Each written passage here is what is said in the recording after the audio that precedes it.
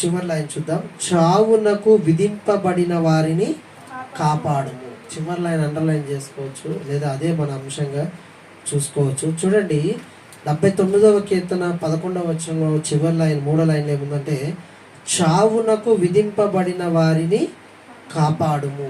దేనికి విధింపబడ్డారంట? చావునకు కదా.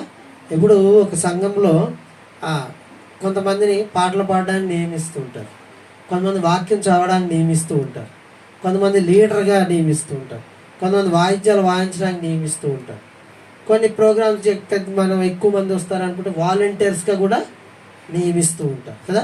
వంట చేయడానికి నియమిస్తూ ఉంటారు, వడ్డించడానికి నియమిస్తూ ఉంటారు. అవన్నీ కూడా చాలా ఆలోచిస్తే ఓకే నేను చేయగలుగుతాను, లేదా మనం అనుకుంటాం ఈ పనికి వీలైతేనే సెట్ అవుతారు అనుకోమా. అంతేకాకుండా